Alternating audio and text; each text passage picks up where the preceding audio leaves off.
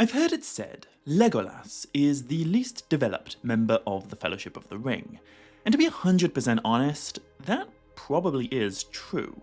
The four hobbits, Aragorn and Gandalf, are all major characters. Boromir has the least page time, but he certainly does get a lot to do, so the question is, who's the more developed, Legolas or Gimli? Both have their moments, but I think it's fair to say Gimli.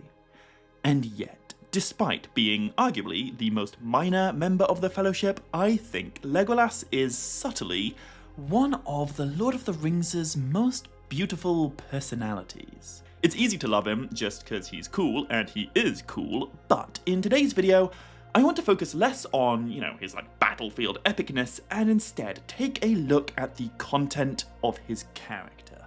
This is why, in my opinion, Legolas is absolutely awesome.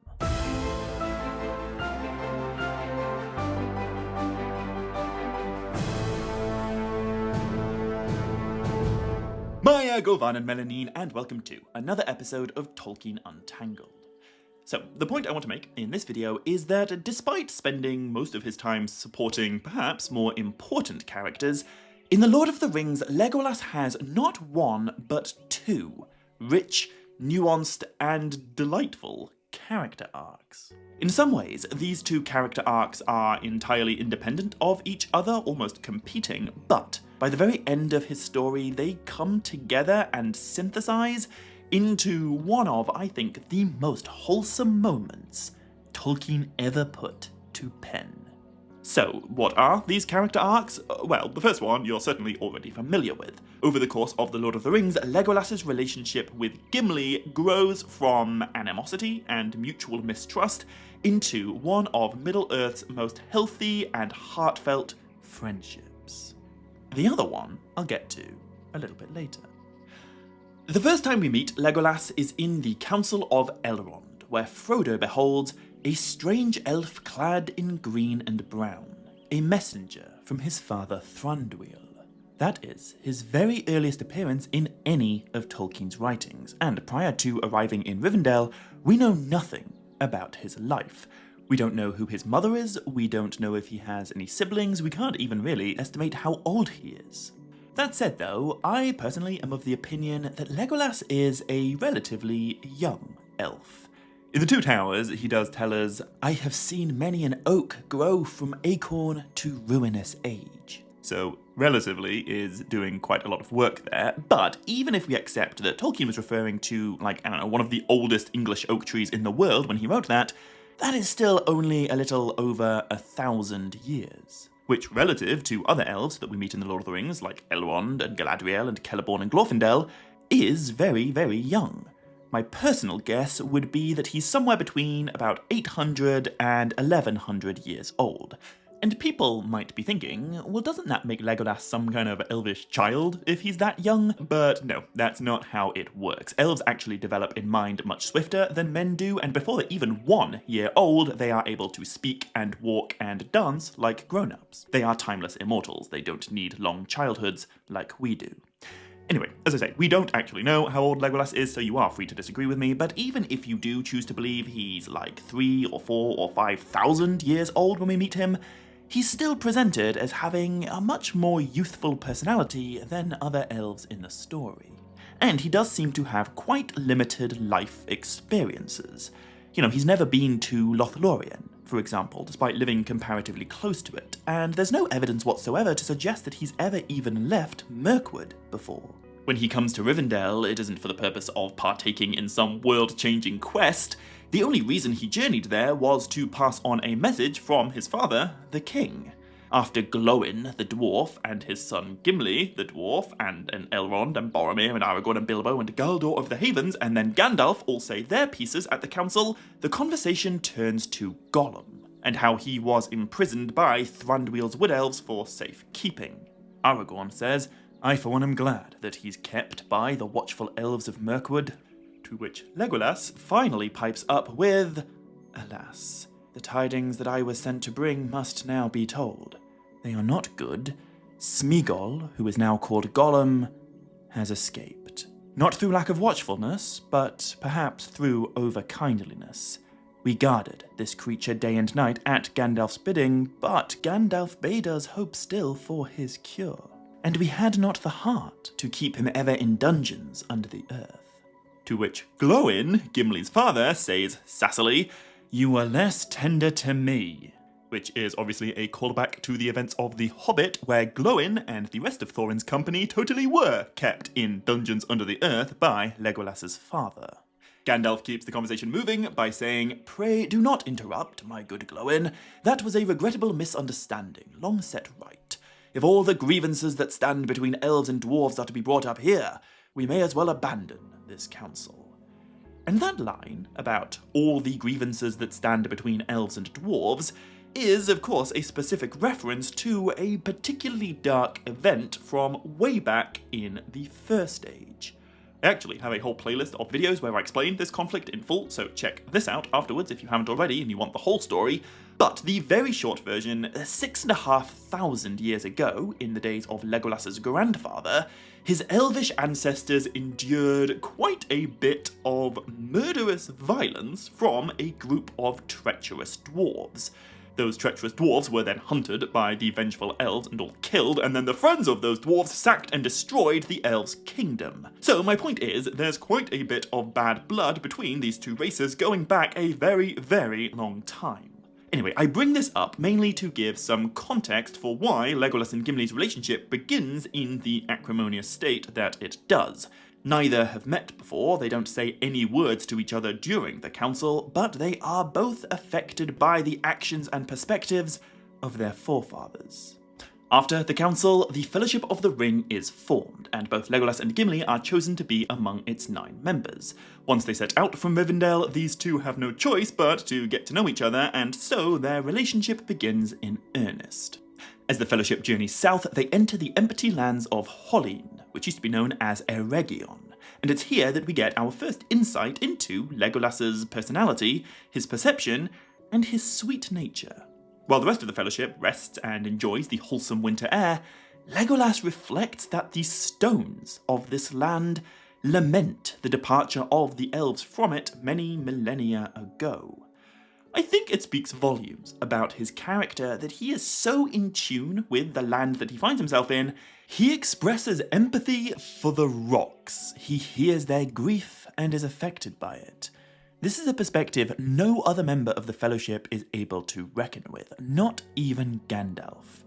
It's a reminder that, among other things, Legolas is very, very emotional. After departing Lothlórien, the Fellowship then attempts to pass over the cruel mountain of Caradhras. This is their first enormous challenge, and it is destined to end in their first defeat. The Pass of Caradhras is a truly harrowing episode for 8 knights of the Fellowship, also for Bill the Pony, but for Legolas, it's another opportunity for us to see what makes him so different. During a night of bitter cold in which the hobbits almost freeze, Gandalf risks revealing himself to enemy spies by magically lighting a fire. The alternative would be death. In the morning, they find heavy snowfall has made progress almost impossible. In order to continue, the strongest members of the Fellowship must laboriously dig out a path for the rest to follow. Aragorn, the tallest, and Boromir, a little less in height but broader and heavier in build, are the 2 guys for the job. As they toil heavily to move the chest-high snowdrift, we are told Boromir seemed to be swimming or burrowing with his great arms rather than walking. But of Legolas, we are told the storm had troubled him little, and he alone of the company remained still light at heart. While Aragorn and Boromir struggle, and Gandalf and Gimli discuss alternative routes and the hobbits shiver, Legolas demonstrates his indomitable cheerfulness, and also his slightly strange silliness. We are told Legolas watched them for a while with a smile upon his lips. "The strongest must seek a way, say you, but I say, let a ploughman plough, but choose an otter for swimming, and for running light over grass and leaf or over snow, an elf." Then he springs forth nimbly, and Frodo notices for the first time Legolas's feet make little imprint in the snow. Boromir and Aragorn are literally forced to basically swim through it, but Legolas in his light shoes is able to run swiftly atop it as if the snow were sand. He tells the company, I go to find the sun. And then he disappears, waving at Aragorn and Boromir as he speedily overtakes them. When he returns, hours later, he brings back a gleam of good hope, and he informs the Fellowship of the direction in which they ought to head. They follow his advice, but ultimately it's decided the mountain simply cannot be crossed, and they must try another road. Cruel Caradhras has defeated them. And so, the company makes for the Mines of Moria. On the way, they are attacked by a pack of evil wolves, but the swift arrow of Legolas kills the Great Wolf Chieftain, and after that, the enemies flee. The Fellowship journeys through the dark, and about 48 hours later, they arrive at the Chamber of Mazabul. And this is the very first time we really get to see Legolas and Gimli interacting as a duo. After fighting many orcs and a troll, Gandalf orders the Fellowship to retreat, but Gimli lingers in Balin's tomb, his head bowed. As the rest of the company follow Gandalf's instruction, Legolas is the one who ultimately drags Gimli to safety. And I think there are a few ways that we can interpret this moment. Perhaps Legolas simply grabs Gimli because that's what Gandalf wants him to do, and Legolas is nothing if not eternally loyal and dependable, but I think there might be a little bit more going on than just that. Remember, Legolas is so empathetic. He was affected by the sorrow of stones a few chapters ago. I think it would be wildly out of character if he didn't share some of Gimli's grief for what happened to Balin, and Ori, and Owen, and the rest of the dwarves that Balin led to Moria 24 years earlier. When the Fellowship entered the mines, they had no idea what had become of this dwarven colony, but Legolas listened to Glóin talking about it at the Council of Elrond, and he presumably shared Gimli's hope that they might find some dwarvish friends in Moria. We're not explicitly told this, but I imagine seeing Gimli's overwhelming anguish and sharing in the sorrow of what befell Balin's colony is the moment Legolas's perspective on his dwarven companion begins to shift a little bit. I would posit Legolas dragging Gimli from Balin's tomb is the first sliver of some mutual respect developing.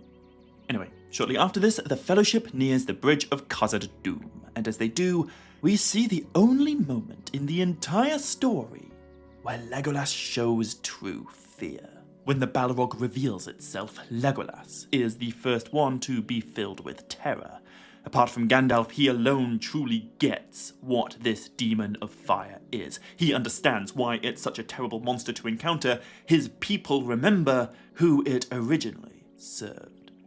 After Gandalf's fall and the Fellowship's escape, Aragorn leads the company into the Golden Wood of Lothlórien, and this is the chapter where Legolas really comes into the forefront. He demonstrates excitement to be once again in an elvish forest, and he shows particular delight in the fact that he's never been here before. He's only ever heard of the Golden Wood in tales.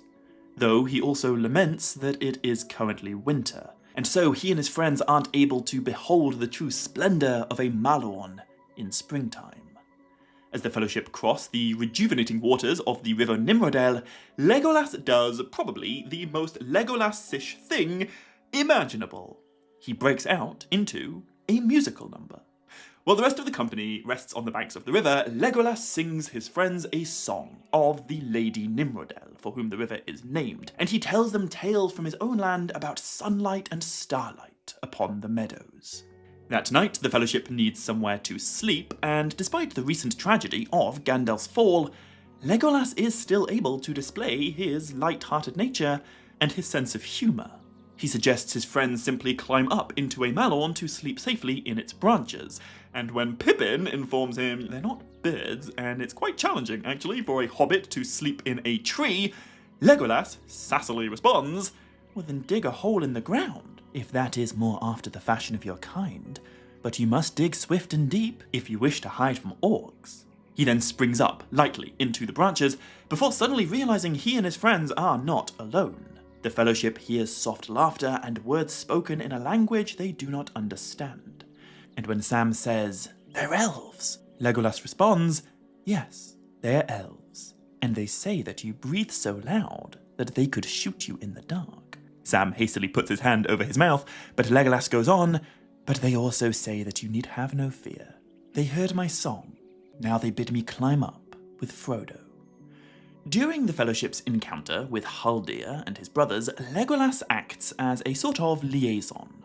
The next morning, Legolas cries farewell to the sweet river, Nimrodel, before the Fellowship are led away by Haldir towards the Ninth of Lórien.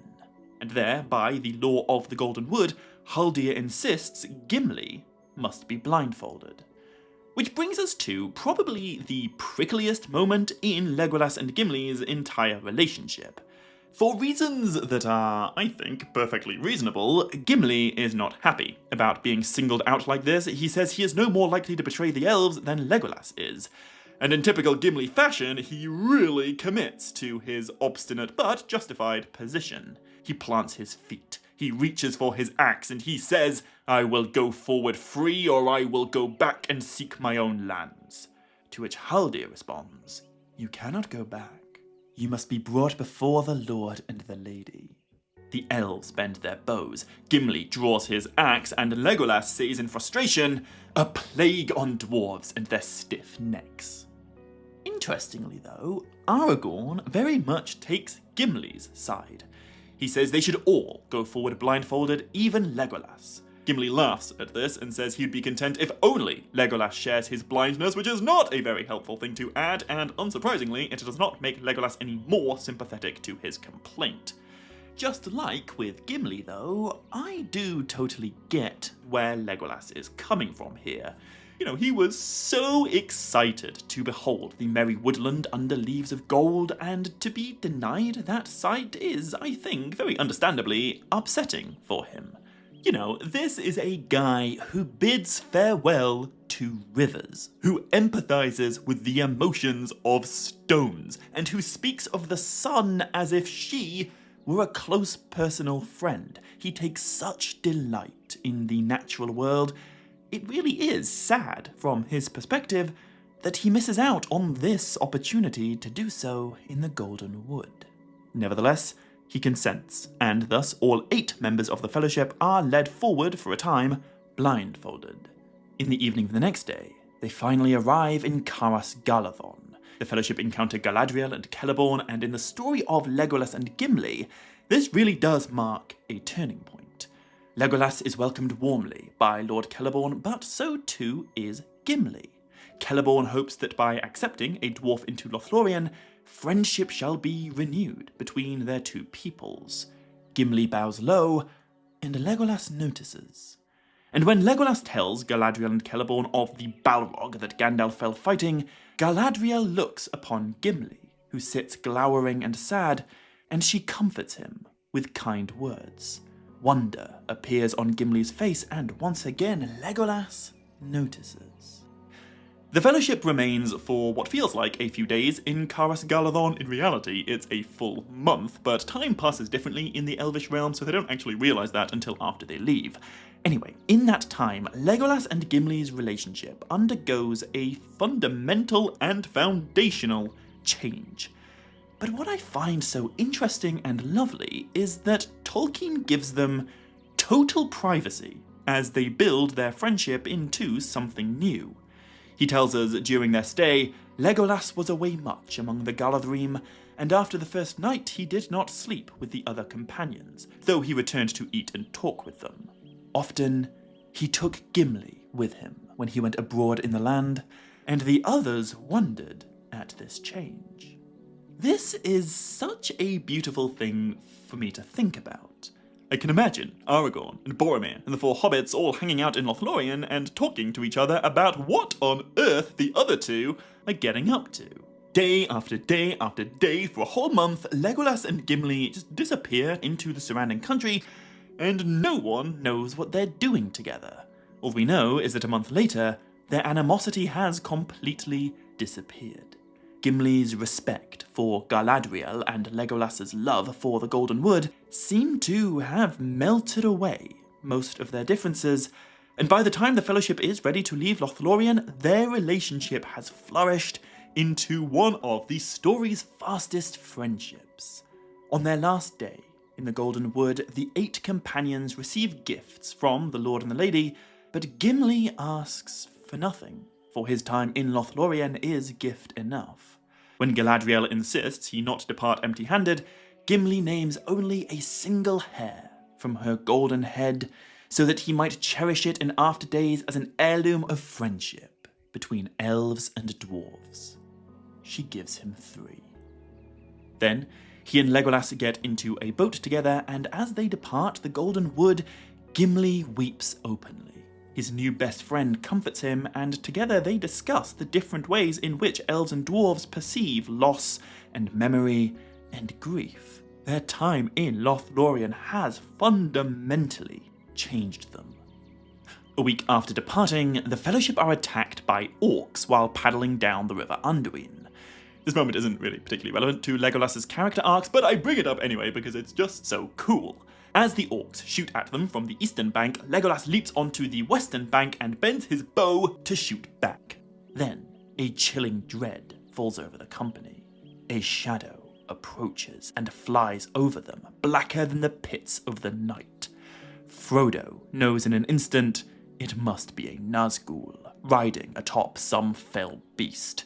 A deathly cold falls upon him. His wound from Weathertop flares up, and then Legolas Thranduilion cries aloud, Elbereth Gilthorniel.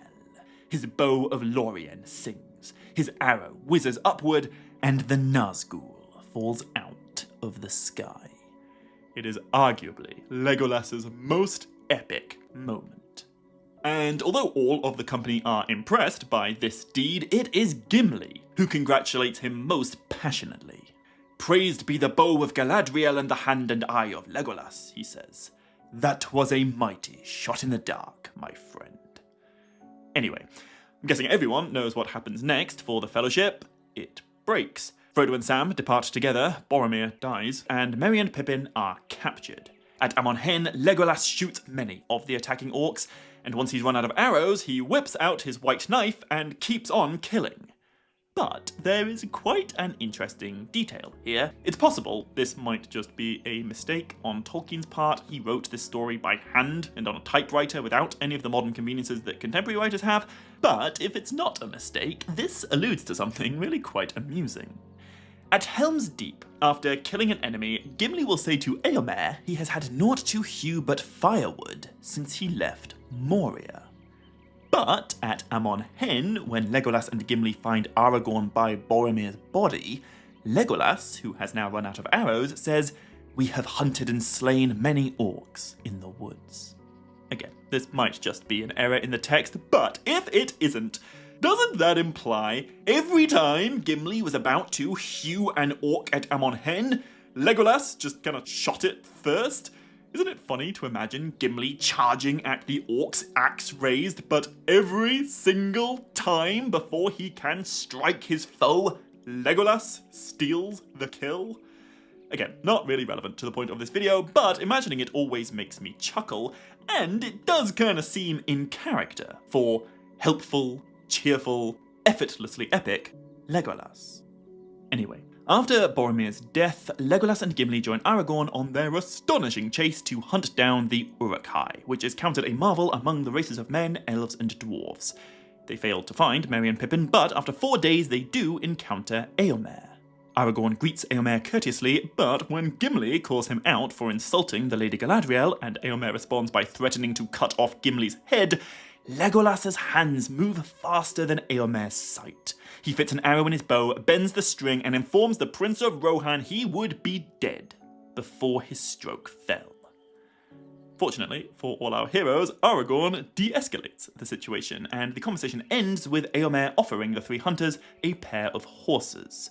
One of them, Arod, is described as restless and fiery, but within seconds of meeting Legolas, the horse's personality completely softens. Such is Legolas's gift for befriending animals. With Gimli riding behind him, the 3 hunters eventually find their way into Fangorn Forest, and there they are reunited at last with Gandalf.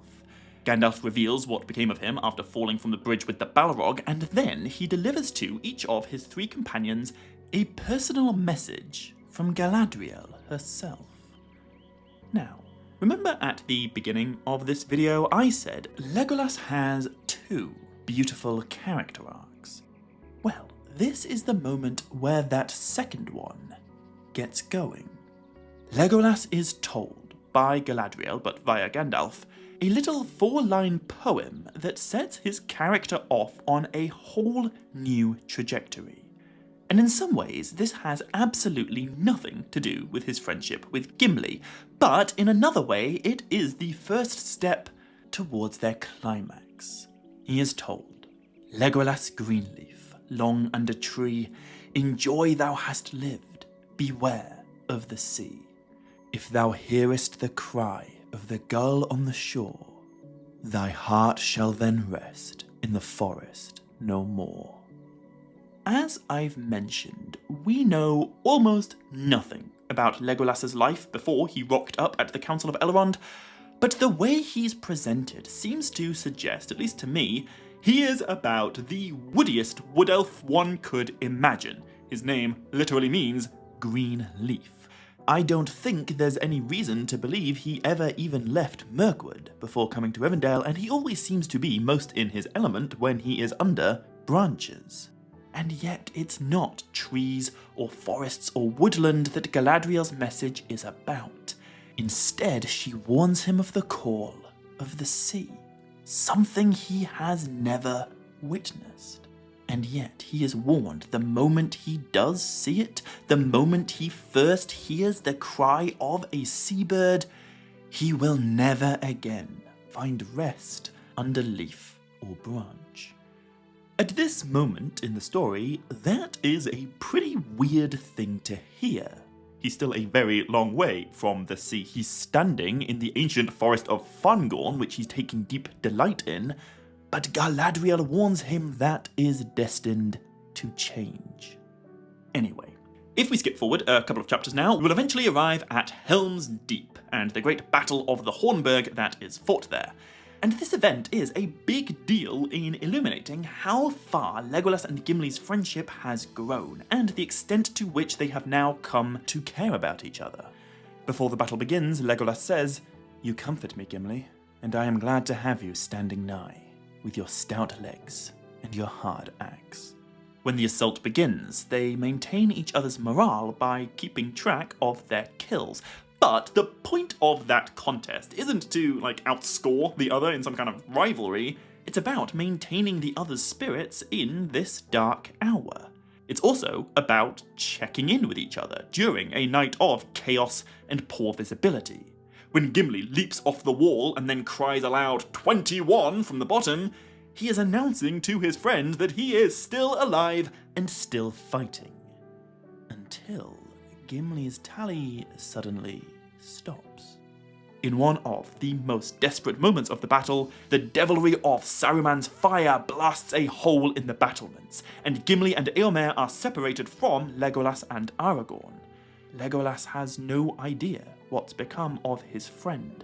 He uses his last arrow to save Aragorn's life, but his anxiety over Gimli only grows. He begs for news, and Aragorn comforts him, but still Legolas cannot help worrying that his friend might have fallen.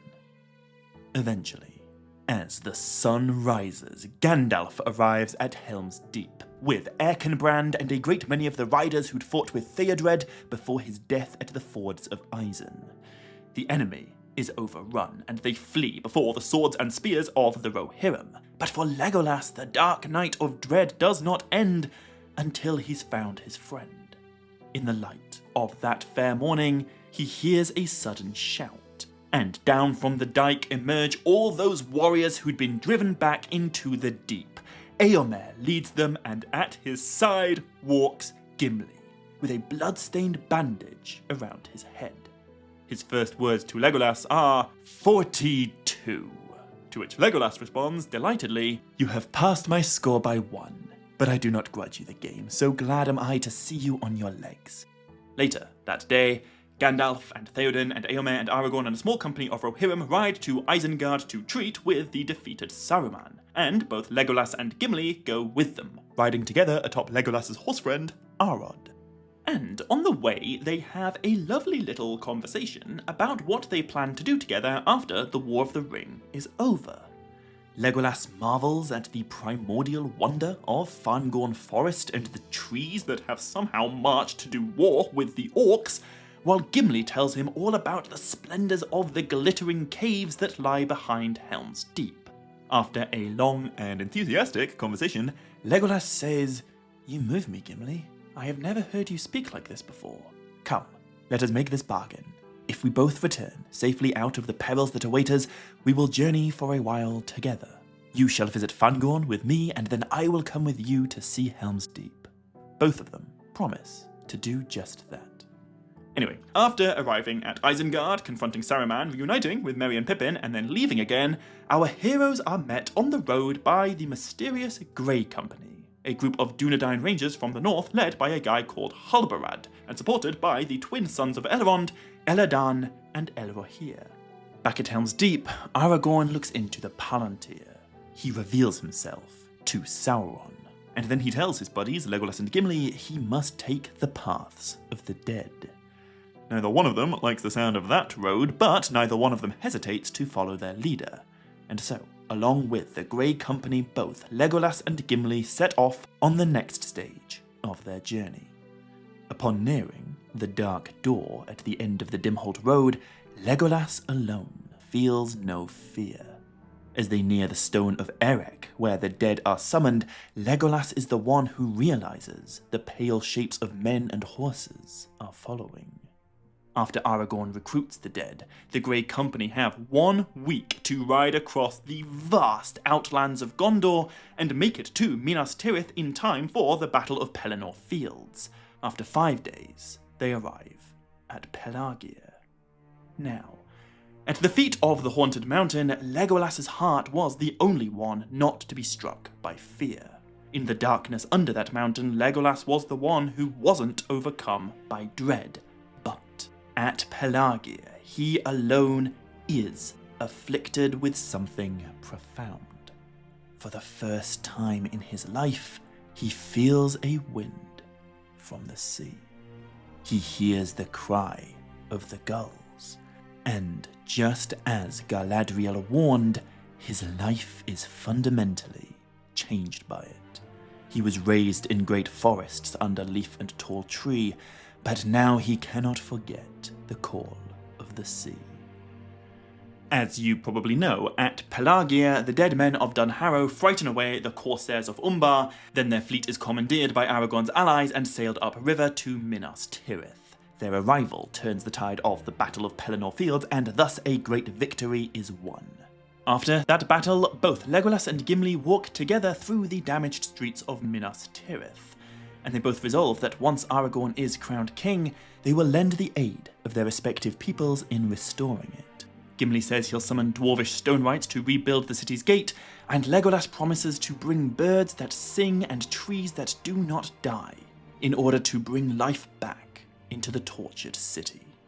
But before they can do that, they have one last battle to fight. They ride to the Black Gate of Mordor, and you all know how that goes. You all know that around the same time, the Ringbearer's quest is achieved, and the Dark Lord Sauron suffers his final defeat. 13 days later, Frodo and Sam are honoured upon the field of Cormalen in Ithilien. The Fellowship is reunited. They celebrate. They spend a glad day together telling stories of their adventures. And then, once the sun has set, Frodo, Sam, Merry, Pippin, Gimli, and Gandalf all go to sleep. Legolas does not. He walks alone through the fair woods of Ithilien, and he sings to himself a song of the sea, of white gulls crying, of the wind blowing and white foam flying, and of grey ships calling him west. He sings of the voices of those who've sailed before him, and he knows he must leave the green woods that bore him. For the days are ending, and the years are failing, and the wide waters summon him away. But not yet. After Aragorn's coronation and the dawning of a new age, Legolas and Gimli fulfill their promises to each other. They enjoy a happy vacation together, first to the glittering caves as per Gimli's desire, and then into Fangorn Forest, where Legolas so yearns to walk. According to an unfinished epilogue, on the eaves of Fangorn Forest, Legolas ultimately bids farewell to his dear horse friend Arod, and lets him run free for the rest of his life through the green grasslands of Rohan. After this, in the early 4th Age, Legolas summons his elven kin out of Greenwood the Great, and he brings some of them to dwell in Faramir's new realm of Ithilien. They build a little elvish principality there, which becomes one of the fairest countries in all the Westlands. He even devises world-renowned gardens for his friend Prince Faramir and for his other friend, Faramir's wife, Princess Eowyn. But the sea longing that stirred in his heart since Pelagia does not leave him. He resists it for a while, savouring his days in Middle-earth, spending time with his companions, but he knows it cannot last. By the year 120 of the 4th Age, Sam, Merry, and Pippin have all died of old age. And then King Elisar dies too. Gandalf and Frodo have been gone for over a century, and dear Gimli is very, very old. Legolas has not aged a day. And so, in Ithilien, he builds himself a grey ship. He sails it down the River Anduin and onward into the open ocean, heading west, heeding the call of the sea. But he does not sail alone. He and Gimli pass together beyond the shores of Middle-earth, and as they vanish together into the west, there comes the final ending of the Fellowship of the Ring. It seems to me Tolkien uses the character of Legolas to achieve two different things in his story, and he gives him two different character arcs to accomplish them. On the one hand, Legolas exists to demonstrate the ultimate triumph of empathy, camaraderie, and fellowship over historical hatred. He and Gimli don't just become friends, they build a bond that dismantles thousands of years of ancestral animosity. On the other hand, Legolas exists to demonstrate the fading of the elves, and the power of sea longing, and the fundamental theme of magic departing from Middle-earth, a world in decline. But what I think Professor Tolkien does with such genius is weaving these two character arcs together right at the end.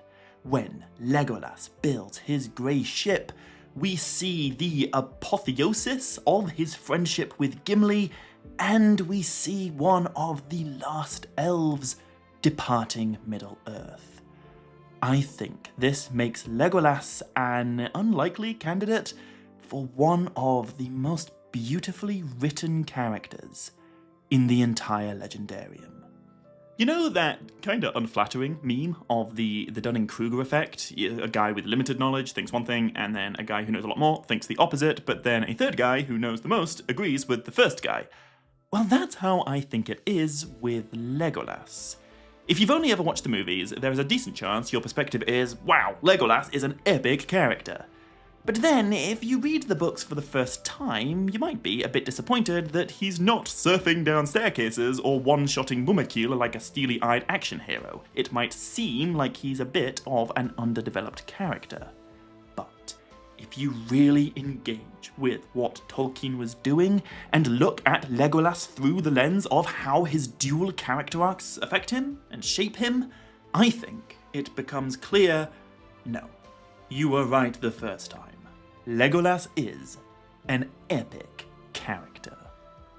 Anyway, that's all for this video. I hope you enjoyed it. If you did, be sure to hit like and leave a comment and click subscribe to make sure you don't miss any future videos coming soon. You can also now support the channel on Patreon or on Ko-fi if you'd like to, so follow the links in the description to those pages if you are at all interested. However, until next time, as always, my dear friends, much love, stay groovy, and Navair Melanin.